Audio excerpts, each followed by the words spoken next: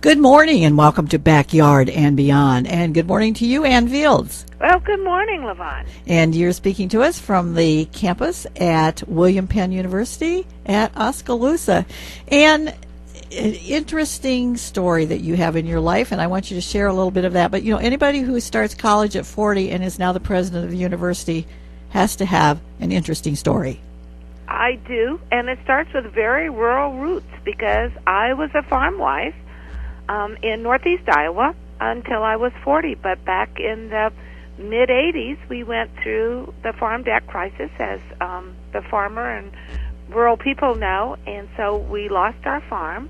And so I was faced with, what do I do with the rest of my life? My two children were in college at Iowa State, so I decided the next year to join them. Was that sort of scary, or did they just give you a lot of support and say, hey, this is no big deal? I think it was more scary for my kids and myself. Talk about terror for kids. They move 200 miles away from home, and they think they got rid of Mom, and then the following year, here she comes. Here she comes. They did give me some advice, that they said, act like a student and not a mom. It's not your responsibility to tell students that they need to go to class or they should wake up in class. So I tried to heed their advice, and it was good advice, and so we really had a good time while we were in college together. And you must have enjoyed being a student, learning lots of new things in your experiences, because you just continued right on past that bachelor's degree. Well, that's true. My undergraduate degree is in ag business, and so as I was on the line, I heard your markets, and I actually worked for Dallas McGuinness when I was in my undergraduate years. I was a commodity broker when I was in northeast Iowa. So I had applied to Dallas for a work-study position, so I actually did the markets and continued that then during my undergraduate years. Then I was fortunate enough to win a national scholarship, the Truman Scholarship, and that paid for my master's degree, and I continued in agriculture, so my master's degree is in ag economics. And you got to work with Neil Harrell, who I think anybody who lives in Iowa anywhere near a farm surely has to know Neil Harrell, and he's still in the news. That's right. Dr. Harrell was a great professor, and I worked with him during my master's years, and he was my major professor for that. And then it was because my connection with agriculture that my first job with my master's degree was being program director for a Kellogg-funded grant called Food Systems Professions Education. And so that was connecting the community colleges and the 3 Regent universities. And I was fortunate enough to meet Jill Yukon from Atlantic and also go to the Wallace Foundation. So I've got some ties to Western Iowa as well. Yes, very good. Well, since we're visiting with the president of William Penn University, Ann Fields, I think we ought to have you visit a little bit about William Penn, just in case some people don't know about this university that's right here in Iowa and pretty close to southwest Iowa. So what are some of the emphasis, maybe what your students are doing? Just kind of fill us in a little bit on the background of William Penn. William Penn is really unique because we have 3 different programs. We have the traditional program from 18 to 22-year-olds here in Oskaloosa.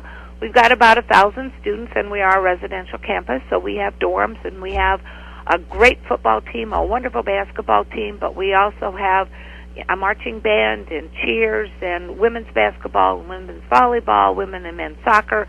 So we are the traditional campus here in Oskaloosa. Our second program is our College for Working Adults. Our College for Working Adults is in Oskaloosa, but we also have a campus in West Des Moines, right off of the Jordan Creek exit, and we have a campus in Ankeny, not too from the DMAC campus. Our College for Working Adults, we have about 700 students in that, and this is where students can come and they go to class 1 night a week. They have a learning team that they meet with 1 night a week, but they can earn an AA degree in a little over 2 years, and they can go on after their AA degree to get a bachelor's degree in a little over 2 years. So right now we're very excited for our College for Working Adults because we have, in the past we've only had 1 degree, which is business management, but we are in the process process of expanding that. So now we have a Justice Systems Leadership bachelor's degree.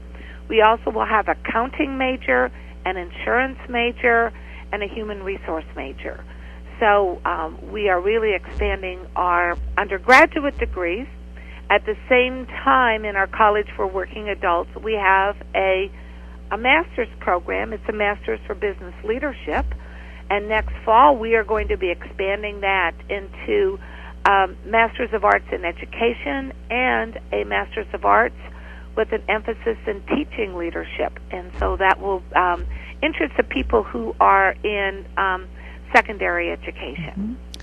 And if you sparked a little interest here of somebody who's 30, 40, 50, whatever, maybe a single mom, maybe a working farmer, somebody who says, oh, I don't think I could go to college. How do they get to this College of Working Adults? What do they need to do? What kind of help can you give them to kind of say, yes, you can do this? Our College for Working Adults provides financial aid just like our undergraduate students do. And so I think the first thing to do is to just call an enrollment counselor. And if you call I'm just looking for our 800 number.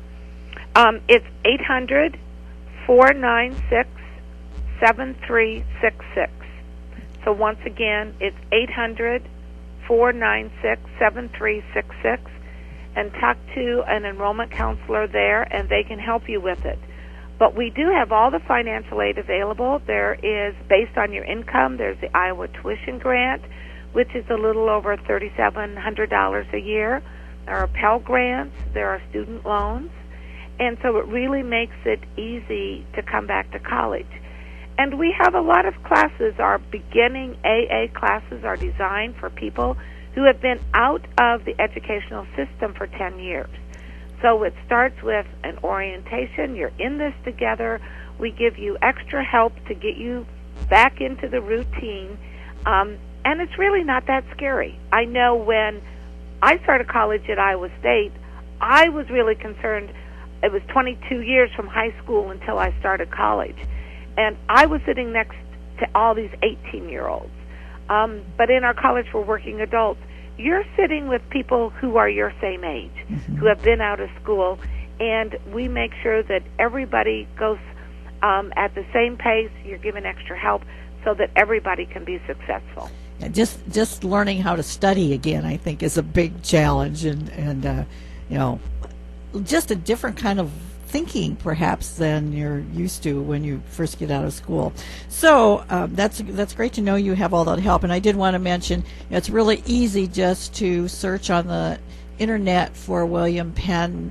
Put in William Penn, I think it'll come up, William Penn University, and you have so much information there on your website that's another way that people can get a little bit acquainted and find out how to contact you.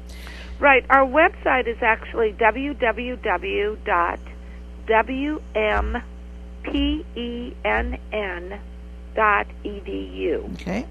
So if you Google it, you could spell out William Penn University, Iowa, and it would come up. Sure. But if you want to go directly to the website, it's www.wmpenn.edu. Okay, very good. Now, Ann, when you were talking about the College for Working Adults, you also brought up the word leadership. And when I looked at your website, that was one of the things that impressed me, that, of course, every university or every college wants their students to learn about leadership and practice leadership. But it seems to me you have a special emphasis on students learning and practicing leadership. We do. We actually have the leadership emphasis, and we were recognized by the Templeton Foundation of one of the foremost educational institutions based on leadership. The second thing that we focus on is technology and the use of technology. And I know a lot of working adults are really concerned because they're being left behind. And so we will bring you up to speed with technology, using laptop computers, knowing how to do chat rooms, and knowing how to access all of your class information online. So technology is the second focus. And the third focus is Quaker principles. We are a Quaker institution. I didn't know too much about the Quakers before I started here at William Penn, but it's so wonderful to have a Christian background and be able to talk about our Christian faith. And all through our program, we say we have an emphasis on ethics. So what is the ethics of business? What are the ethics behind agriculture? What are the ethics behind the political structure? So we really have those three focuses of leadership, technology, and the Quaker principles. Okay. Turning back to you just for a minute, Ann, you are the first woman, the first female president at William Penn University. Is that a challenge, or is that something that makes your job easier?